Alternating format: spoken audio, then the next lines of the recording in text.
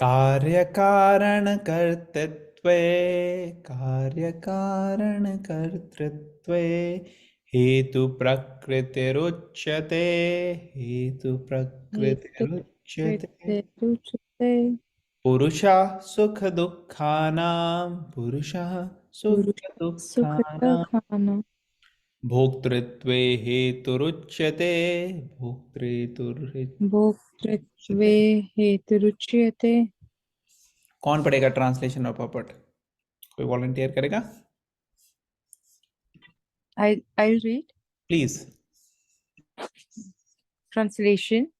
Nature is said to be the cause of all material causes and effects, whereas the living entity is the cause of the various sufferings and enjoyments in this world. Purport. The different manifestations of body and senses among the living entities are due to material nature. There are 84 lakh different species of life, and these varieties are creations of the material nature. They arise from different sensual pleasures of the living entity, who thus desires to live in this body or that. When he is put into different bodies, he enjoys different kinds of happiness and distress. His material happiness and distress are due to his body and not to himself as he is. In his original state, there is no doubt of enjoyment. Therefore, that is his real state. Because of the desire to the Lord, it over material nature, he is in the material world. In the spiritual world, there is no such thing. The spiritual world is pure, but in the material world, everyone is struggling hard to acquire different kinds of pleasures for the body. It might be more clear to state that this body is the effect of the senses. The senses are instruments for gratifying desire. Now, the sum total, the body and instrument senses, is offered by material nature, and as will be clear in the next verse, the living entity is blessed or damned with circumstances according to his past desire and activity. One second. According to one's desire and activities, material nature places one in various residential quarters. The being himself is the cause of his attaining such residential quarters and his attendant enjoyment or suffering. Once placed in some particular kind of body, he comes under the control of nature because the body, being matter, acts according to the laws of nature. At that time, the living entity has no power to change that law. Suppose the entity is put into the body of a dog. As soon as he as soon as he is put into the body of a dog, he must act like a dog. He cannot act otherwise. And if the living entity is put into the body of a hog, then he is forced to eat stool and act like a hog. Similarly, if the living entity is put into the body of a demigod, he must act accordingly to his body. This is law of nature. But in all circumstances, the super soul is with the individual soul. This is explained in Vedas, Mundaka Upanishad 3.1.1 as follows. Dava Suparna Sayuja Sakhya. The Supreme Lord is so kind upon the living entity that he always accompanies the individual soul and in all circumstances is present as the super soul or Paramatma. Hare हे Krishna. Krishna. तो देखो, भगवान जो है वो कभी give up नहीं करते, हमेशा जीव के साथ रहते हैं परमात्मा के रूप में। चाहे कितनी भी जन्म हम लेते हैं, अलग अलग शरीर हमें मिलते हैं, इन भगवान जो है वो परमात्मा के रूप में हमेशा गाइड करते रहते हैं हमें अंदर से, चाहे हम सुन पाए या ना सुन पाए। अगर हम शुद्ध होते जाएंगे तो हम सुन पाएंगे भगवान का आवाज़, और अगर हम गलत कामों में ही उलझे रहेंगे तो हम भगवान की आवाज़ नहीं सुन पाएंगे। तो यहाँ पे बताया है, भगवान बता रहे हैं, nature is said to be the cause of all material causes and effects, whereas the living entity is the cause of the various suffering enjoyments in this world. कार्य कारण कर्तृत्व, मतलब कि हर चीज का, हर जो चीज हो रही है, कार्य कारण, हर चीज का एक कारण है। जो भी कार्य हुआ है उसका एक कारण है। कौन है वो? प्रकृति है, मटीरियल नेचर। कहते हैं ना, mother nature has done this, ठीक है। और कौन करवा रहा है? प्रकृति। मैं अध्यक्षीणा प्रकृति, भगवान कहते हैं कि मेरी अध्यक्षता में प्रकृति कर रही है। और जो लिविंग एंटिटी है वो जिस तरीके से रिस्पॉन्ड करती है उस तरीके से उसको सफरिंग या एंजॉयमेंट मिलने लग जाती है, ठीक है ना। सो प्रभुपाद एक्सप्लेन कर रहे हैं कि 84 लाख योनियां हैं, मतलब इतनी स्पीशीज हैं। ये स्पीशीज कैसे हैं? Based upon consciousness. अलग अलग कॉन्शियसनेस के हिसाब से अलग अलग शरीर है, और जिस लेवल की हमारी कॉन्शियसनेस होगी उस लेवल का शरीर हमारे को दे दिया जाएगा। जो भी हमारी प्रोपेंसिटी होगी कार्य करने की, वो प्रकृति देखती है कि उस में कौन सी बॉडी में फिट रहेंगे हम, हमारे इच्छाओं को पूरा करने के लिए। और इच्छाएं कहाँ से आती हैं? आम लोगों की इच्छाएं आती हैं जो सेंस प्लेजर से। जैसे हमने कुछ खाया, अब वो अगर हमने पहली बार ही खाया है तो एक इम्प्रेशन क्रिएट हो गया है कि वो अच्छा है या बुरा है। अगर वो अच्छा है तो वो ही खाने के लिए बार बार हम नेक्स्ट टाइम अपॉर्चुनिटी मिलेगी तो हम खाएंगे, और अगर बुरा है तो नेक्स्ट टाइम हम पास कर देंगे, उसे नहीं खाएंगे। तो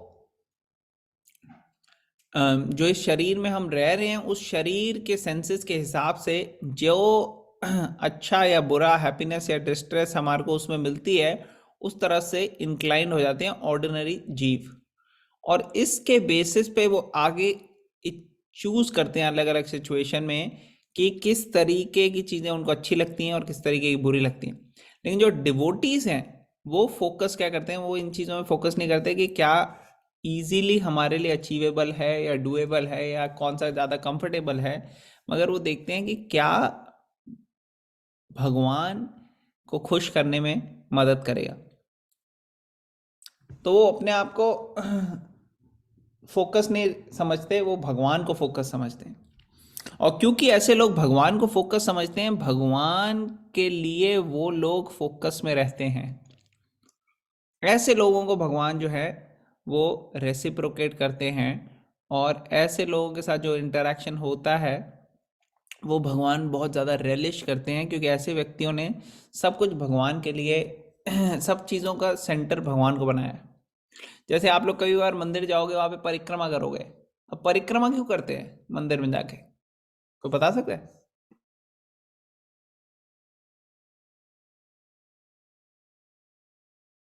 कभी देखा है किसी ने परिक्रमा करते हुए? मंदिर में जाते हैं, परिक्रमा करते हैं कई बारी, किसी ने नहीं देखा? ये हाँ, हम सब करते हैं। तो क्या मतलब होता है परिक्रमा करने का? क्यों करते हैं?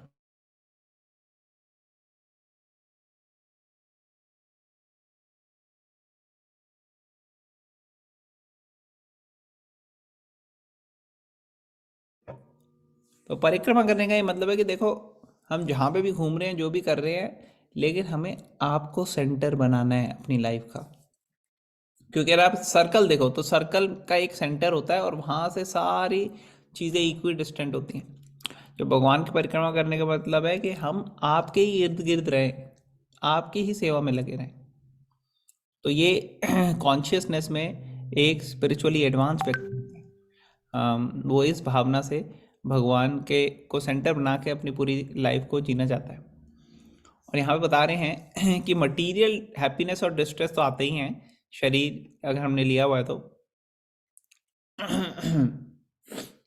ठीक है ना। तो अलग अलग शरीर में अलग अलग तरह के हैप्पीनेस और डिस्ट्रेस आएंगे। और ये सिचुएशन में हम क्यों पढ़े? हम इसलिए पढ़े क्योंकि हमारी इच्छाएं थी और उस इच्छाओं के हिसाब से हमारे को एक शरीर दिया गया। अगर हमारी इच्छाएं होती कि भगवान के साथ हमारे को रहना है, तो हमें फिर ये वाला शरीर नहीं देते, फिर हम अपनी स्पिरिचुअल जो हमारी एक्चुअली बॉडी है, आत्मा है, जो कि स्पिरिचुअली हमारी रियल पहचान है, वो है भगवान के साथ प्रेम का आस्वादन करना। जैसे कई लोग यहाँ पे बच्चे खेल रहे हैं, तो ये बच्चे खेलने की प्रोपेंसिटी कहाँ आ रही है? ये एक्चुअली प्रोपेंसिटी इससे आ रही है कि हमें भगवान के साथ खेलने का जो है रस, वो रिलिश करना है। लेकिन वो हम क्यों नहीं कर पा रहे? क्योंकि हमारी इच्छाएं हैं मटेरियल चीज़ों को एंजॉय करने की। अगर हम मटेरियल चीज़ों को एंजॉय करने की जगह भगवान को के साथ एंजॉय करने की अपनी जो रियल हमारी कॉन्शियसनेस है उसको रिवाइव करें, तो हम बड़ी जल्दी स्पिरिचुअल वर्ल्ड जाके भगवान के साथ एंजॉय कर सकते हैं। लेकिन अभी हम दूसरी चीज़ हमें डिस्ट्रैक्ट कर रही हैं, तो इन डिस्ट्रैक्शंस से हमारे को अपनी कॉन्शियसनेस हटा के स्पिरिचुअल लेवल पे थोड़ी देर लगानी है एवरी डे। तो इसलिए हम कहते हैं चैंटिंग करो। चैंटिंग एक मेथड है जिसमें हम भगवान का नाम सुनते हैं और बोलते हैं, हरे कृष्णा कृष्ण कृष्ण हरे हरे, हरे राम राम राम हरे हरे। जब हम ये अटेंटिवली करेंगे तो हम देखेंगे कि हम स्पिरिचुअली एडवांस हो रहे हैं। और साथ ही साथ एसोसिएशन लेनी है दूसरे लोगों की जो खुद इस प्रोसेस में हैं, जो खुद सीरियस हैं, जो खुद आगे बढ़ रहे हैं। तो यहाँ पे बताया जा रहा है कि in his original state there is no doubt of enjoyment, therefore that is his real state. Because of the desires to lord it over material nature, he is in the material world. In the spiritual world there is no such thing. Spiritual world is pure, but the material world everyone is struggling hard to acquire different kinds of pleasure of the body. तो spiritual world में कोई bodily pleasure के लिए नहीं कोई काम करता, वो किस लिए काम करते हैं? डिवोटीज कृष्णा को खुश करने के लिए काम करते हैं और कृष्णा डिवोटीज को खुश करने के लिए काम करते हैं, बस यही है। एक दूसरे के साथ प्रेम का आदान प्रदान जो है वो बहुत इंटेंस हो जाता है और वो बहुत रिलेशेबल होता है, और उसके सामने सब कुछ फीका हो जाता है। तो ये है स्पिरिचुअल वर्ल्ड। और यहाँ बताया जा रहा है कि मटेरियल वर्ल्ड में हम सेंसेस को ही सेटिस्फाई करने के लिए रहते हैं जनरली। तो सेंसेस को सेटिस्फाई करने में एक और सेटिस्फैक्शन ही आ जाती है जो हम जिसमें माइंड भी इंक्लूड होता है, 6 सेंसेस इंक्लूडिंग द माइंड। तो माइंड क्या कहता है? माइंड जो है वो अपना पराया करता है कि ये लोग हमारे हैं, ये पराए हैं। तो अपने जो लोग हैं उनको माइंड कहता है कि ये अगर खुशी में है तो हमारी खुशी है। तो ये भी एक तरीके का सेंसेस का ग्रेटिफिकेशन। स्पिरिचुअल लेवल में क्या होता है? स्पिरिचुअल लेवल में जो स्पिरिचुअली एडवांस होता है वो सबको प्रसन्न करना चाहता है। सबको प्रसन्न कैसे करना चाहता है? स्पिरिचुअली एडवांस करा के वो चाहता है सब भगवान की तरफ बढ़े, क्योंकि उसको पता है कि भगवान की तरफ अगर वो बढ़ेंगे, भगवान के साथ अगर रिवाइव करेंगे अपना जो रिलेशनशिप है, तो ऑटोमेटिकली भगवान जो के मतलब जैसे सूरज के पास अगर आप जाओगे तो सारी जो चीज़ें हैं उस आग के अंदर जाके स्टेरिलाइज हो जाती हैं, तो सूरज के पास जाने में भी सब पवित्र हो जाता है। उसी तरीके से भगवान की तरफ जाएंगे तो सारी मिजरीज जो हैं वो चली जाएंगी, तो उनको पता है। तो यहाँ बता रहे हैं senses are instruments for gratifying desire. Now the sum total body and instrument senses is offered by material nature and is will be very clear in the next chapter. The living entity is blessed or damned with circumstances according to his past desire and activity. तो हमारी इच्छा अनुसार जो प्रकृति है उसके arrangement से, nature के अरेंजमेंट से हमारे को एक शरीर मिलता है जो अच्छा या बुरा हो सकता है डिपेंडिंग अपॉन कैसा शरीर है। फिर आगे बता रहे हैं कि according to one's desire and activities material nature places one in various residential quarters. तो ये जो शरीर है ये सिर्फ एक रेजिडेंशियल क्वार्टर है। जैसे होता है ना, कभी होटल में जाते हैं, वहाँ पे होटल में एक कमरा बुक कर लेते हैं और 1 दिन 2 दिन 3 दिन जब आपका टाइम हो गया तो फिर आप उसके बाद उसको कमरे को छोड़ के चले जाते हो। तो ये शरीर भी इसी तरीके से, ये एक्चुअली रेजिडेंशियल क्वार्टर है जो हमारे को थोड़े दिन के लिए मिले हुए हैं, कुछ सालों के लिए मिले हुए हैं। कब ये हमसे ले लिया जाएगा, बस ये चीज़ थोड़ी सर्टेन नहीं है। कि हाँ कितने दिन हैं हम यहाँ पे, लेकिन जब तक हम यहाँ पे हैं, जब तक इस ह्यूमन लाइफ में हैं, तब तक स्पिरिचुअलिटी को समझना, भगवत गीता को समझना और अप्लाई करना, ये एक यूनिक काम है जो इसी ह्यूमन शरीर में ही किया जा सकता है, जानवरों के शरीर में नहीं किया जा सकता। 8.4 मिलियन स्पीशीज या 84 लाख स्पीशीज जो है यहाँ पे, उसमें ज़्यादा स्पीशीज ऐसी ही हैं जिसमें ये नहीं हो सकता। सिर्फ ह्यूमन लाइफ ही है जो हमारे को पता नहीं कितने जन्मों के बाद मिली है।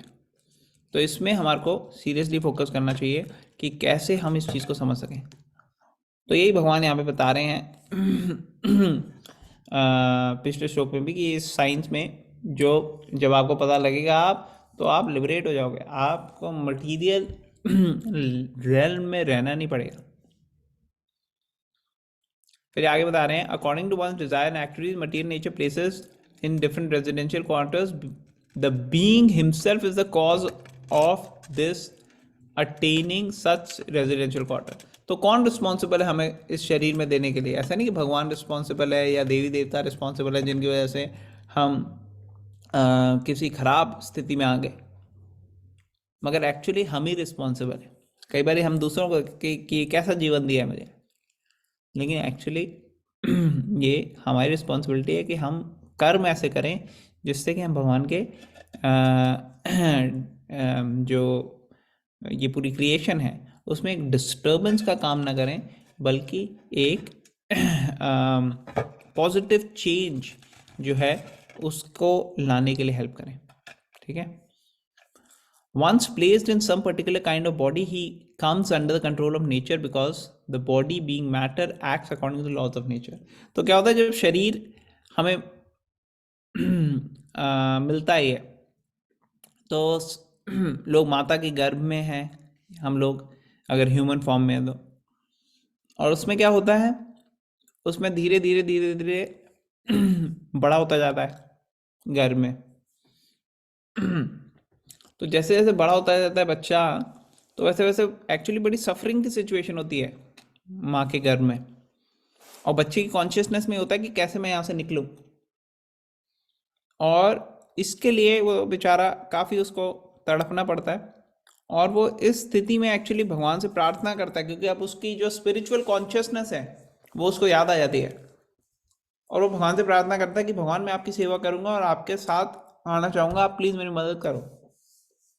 और जब निकलता है बच्चा बाहर आता है, उसके बाद धीरे धीरे करके इतनी सारी डिस्ट्रैक्शन आ जाती है कि वो भूल जाता है कि उसने क्या कहा था। उसको कई सारे अपने पुराने जन्म याद आते हैं घर में बच्चे को। तो जो सिचुएशन होती है वो काफ़ी क्या कहते हैं, अगर आप देखोगे तो काफ़ी दर्दनायक लगती है। इसलिए कहते हैं जन्म मृत्यु जरा व्याधि, birth disease old age death, ये चार चीज़ें हैं जो बड़ी मिजरेबल है एक्चुअली। ओल्ड एज तो हम देखते हैं मिजरेबल हो जाती है, जो डिजीज़ हम देखते हैं कब बीमार पड़ जाते हैं हम बहुत मिजरेबल हो जाते हैं, डेथ तो होती है बड़ी पेनफुल, लेकिन जो बर्थ है एक्चुअली वो भी पेनफुल है। लेकिन बर्थ का लोगों को पता नहीं लगता, लोगों को लगता है शायद बर्थ ठीक है, बट एक्चुअली बहुत पेनफुल है।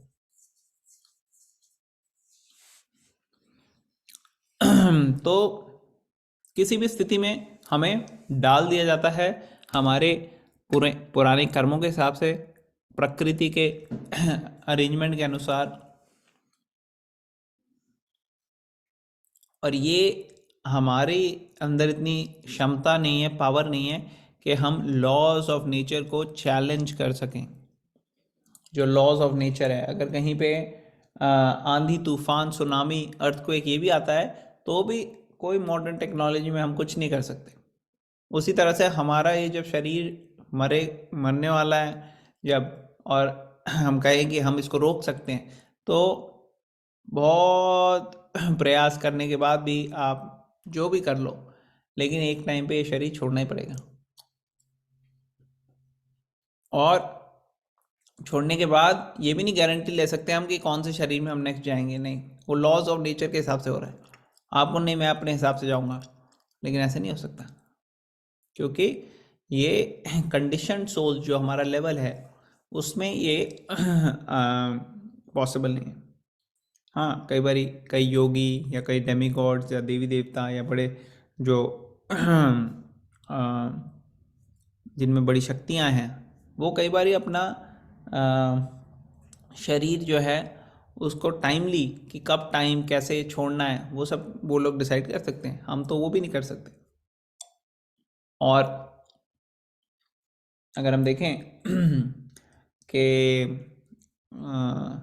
स्पिरिचुअल लोगों को, जो स्पिरिचुअली बहुत एडवांस है, भगवान के बड़े क्लोज हैं, ऐसे लोग अपनी मर्जी से आ जा सकते हैं। जैसे नारद मुनि, नारद मुनि आते हैं चले आते हैं मटेरियल वर्ल्ड में, उनको मटेरियल बॉडी भी नहीं लेते।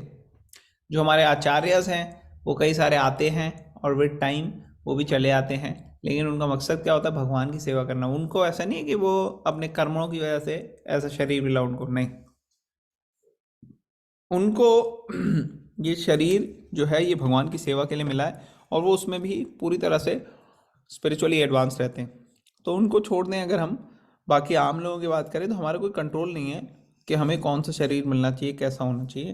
वो भगवान के अरेंजमेंट से होता है, प्रकृति के अरेंजमेंट से होता है। और एक्चुअली क्या होता है, जैसे हमारे को कोई शरीर, किसी की मृत्यु हो गई, अब उसको दूसरे शरीर में जाना है। अब दूसरे शरीर में जाने से पहले एक्चुअली उसकी ट्रेनिंग होती है। अगर मान लो हमारे पास ह्यूमन का शरीर है, लेकिन अभी हमारा ये प्रोपेंसिटी है कि हमारे को ऐसी चीज़ें, ऐसे डिज़ायर्स हैं जो कि एक स्पिरिचुअल डिज़ायर्स नहीं है, मटेरियल ऑर्डिनरी इधर उधर के डिज़ायर्स हैं। तो हमारे को मटेरियल वर्ल्ड में ही शरीर मिलेगा, और उसमें भी अगर हमारे ऐसे डिज़ायर्स हैं जिसके लिए जानवर का शरीर ज़्यादा उपयुक्त है, तो हमें जानवर का शरीर मिल जाएगा, और जानवर के शरीर में बहुत ज़्यादा पीड़ाओं से गुजरना पड़ेगा। तो इसलिए अगर हम भगवान का रिकमेंडेशन सुने तो भगवान कहते हैं कि जो इस पाथ पे आ जाता है भगवान की तरफ बढ़ने के, और सीरियसली सिंसियरली ट्राई करता है, ऐसे व्यक्ति का ये तो गारंटी होता है कि उसको लोअर एनिमल्स का शरीर नहीं मिलेगा, बल्कि ह्यूमंस का मिलेगा। तो इसके भी एक्सेप्शंस हैं, लेकिन जनरली इट इज़ गारंटीड हमारे लिए। तो भगवान कहते हैं कि एटलीस्ट नेक्स्ट लाइफ जब हम स्टार्ट करेंगे तो उसमें हम स्पिरिचुअली एडवांस एनवायरनमेंट में होंगे, ताकि हम अपनी भक्ति को कंटिन्यू कर सकें और भगवान के धाम में पहुंच सकें। लेकिन अगर किसी का जानवर का शरीर है तो उसकी पहले ट्रेनिंग होती है एक्चुअली, जैसे हमने इंसान का शरीर छोड़ा, अब हमारे को ऐसी जगह लेके जाते हैं जहाँ पे ट्रेनिंग कराते हैं कि कैसे नए शरीर में हमको रहना है। तभी आप देखते हो बच्चा, कई बारी कई कई जानवर होते हैं उनको बच्चा पैदा होते ही खड़ा हो जाता है, खड़ा होकर वॉक करने लग जाता है। इंसान के बच्चे को तो कितने टाइम लग जाते हैं, कई महीने लग जाते हैं, कभी कभार साल से ऊपर हो जाता है। तो चलना इतना ईजी नहीं रहता, फिर जाके चलता है वो। लेकिन कई जानवर जो है इमीडिएटली खड़े हो जाते हैं। जब बच्चा पैदा होता है कोई भी, तो बच्चे को सिखाने की ज़रूरत नहीं होती कि जो माँ का जो दूध है उसको पीना है, नहीं, वो ऑटोमेटिकली होता है। बच्चे को ऐसे सिखाया नहीं जाता कि कैसे सांस लेनी है या कैसे खाना है या क्या है, वो ऑटोमेटिकली कैसे क्यों हो रहा है वो, क्योंकि आत्मा को पहले ट्रेनिंग मिली है शरीर लेने से पहले कि कैसे इसको यूज़ करना है। जैसे अगर आपको एक गाड़ी दे दी जाए तो आपको पहले ड्राइविंग आनी चाहिए गाड़ी की, तभी आप ड्राइव कर सकते हो। उसी तरह से जब शरीर हमें मिलता है तो उसकी ट्रेनिंग भी होती है कि कैसे कैसे इसमें रहना है। तो ये अलग अलग सिचुएशंस में, अलग अलग शरीरों में एक अपॉर्चुनिटी होती है कि आप अपने डिज़ायर्स पूरे करो, जो जो आपके पुराने डिज़ायर्स थे।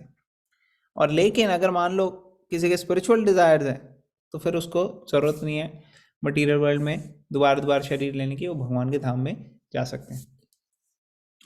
सपोज देखें, यहाँ प्रभुपाद कुत्ते का एग्जाम्पल ले लें।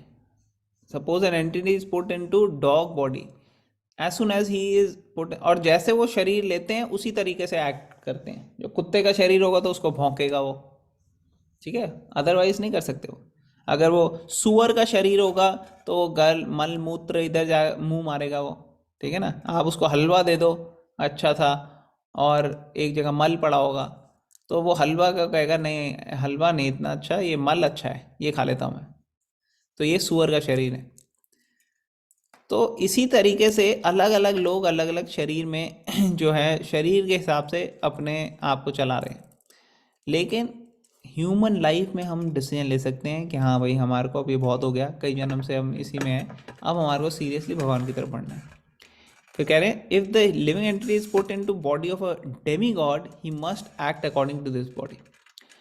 और अगर कोई देवता का शरीर मिल जाए, क्योंकि देवी देवता भी जो हैं वो भी तो एक्चुअली लिविंग एंटिटीज ही हैं,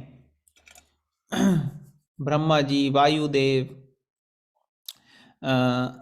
और कितने सारे, बृहस्पति, शनिदेव, ये सब क्या हैं? सब के सब एक्चुअली ह्यूमन, ऐसे ह्यूमंस हैं जिन्होंने कई पायस एक्टिविटीज़ करी और अभी कुछ टाइम के लिए उनको देवताओं का शरीर मिला है। लेकिन थोड़े टाइम बाद ये भी छिन जाएगा।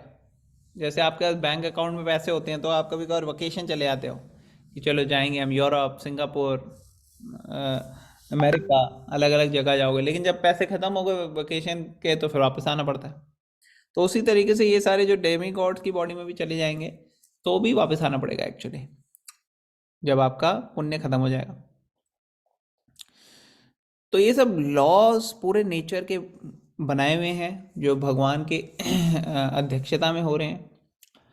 और ये नोटवर्दी है कि किसी भी शरीर में कहीं पे भी चले जाए हम, भगवान हमेशा हमारे साथ होते हैं। सारा कोई भी हमारे को गिव अप कर दे, लेकिन भगवान कभी भी गिव अप नहीं करते। भगवान का होप यही होता है कि ये एक बार भी मेरी तरफ देखेगा या देखेगी और मेरे साथ वापस मेरे धाम में आ जाएंगे। तो भगवान जो है वो हमसे कई गुना ज़्यादा प्यार करते हैं, हम तो करते नहीं भगवान से एक्चुअली।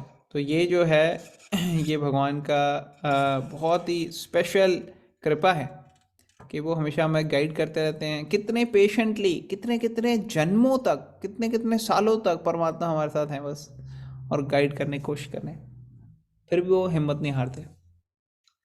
तो इसलिए हमें भी हिम्मत नहीं हारनी चाहिए, भगवान की सेवा में हमें अच्छे से लगना की कोशिश करनी चाहिए। और जो है ये भगवत गीता रेगुलरली पढ़ के इसके प्रैक्टिकल लाइफ में अप्लाई करने की कोशिश करनी चाहिए। तो हम यही स्टॉप करते हैं। किसी का कोई क्वेश्चन, कमेंट, कोई पॉइंट है?